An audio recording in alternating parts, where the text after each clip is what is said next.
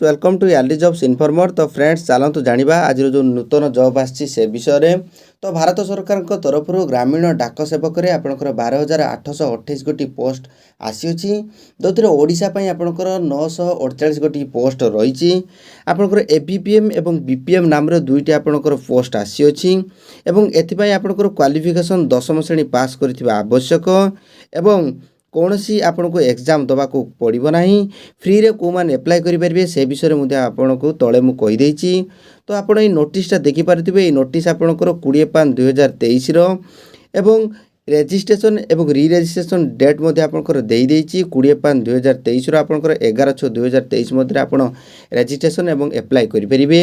तो एडिट एवं करेक्शन आपड़ केवे करेंगे ना 12/6 ରୁ 11/6 मध्य आपंकर एडिट आउ करेक्शन करेंगे जदि किसी भूल थाए।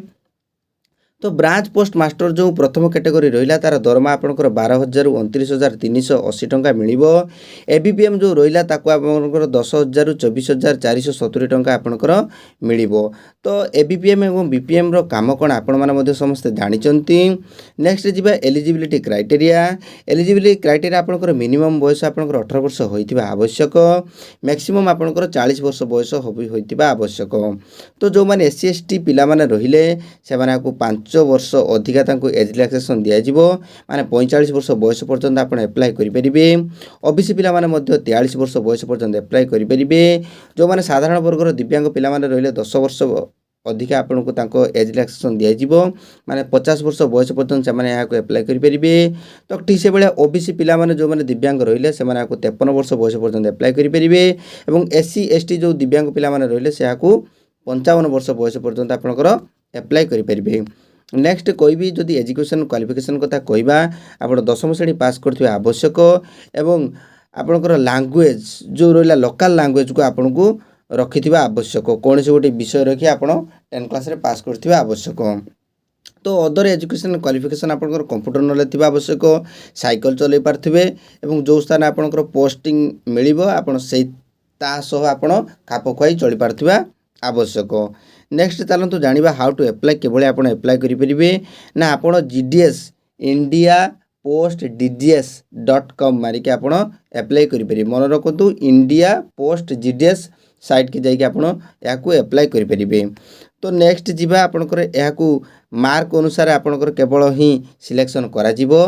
तो नेक्स्ट आपंकर जीवा कौन कही देखु कम्युनिटी ऑफ सिलेक्शन एथिरे आपंकर कौन सी किछि नाही 9 नंबर 10 नंबर आपंकर 16 नंबर को जीवा 16 नंबर कौन कही देखा देखु ये 16 नंबर कही रेजिस्ट्रेशन आप केमिति करेंगे कौ डॉक्यूमेंट आपंकर आवश्यक एवं रेजिस्ट्रेशन आपंकर मेल एवं SMS माने मोबाइल के आपंकर OTP जीवो बा SMS जीवो।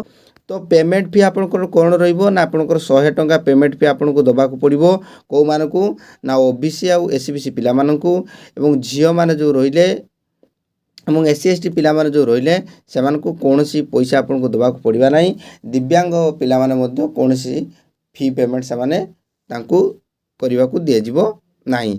ऑनलाइन एप्लिकेशन आपंकर अपलोडिंग डॉक्यूमेंट्स को डॉक्यूमेंट्स आप दरकार देखो आपंकर प्रथम तो रिसेंट पासपोर्ट साइज फोटो आपंकर दरकार आपंकर सिग्नेचर दरकार एवं ता सहित आपंकर आधार एवं 10 क्लास सर्टिफिकेट आपन नेकी आपन एप्लाय करेंगे।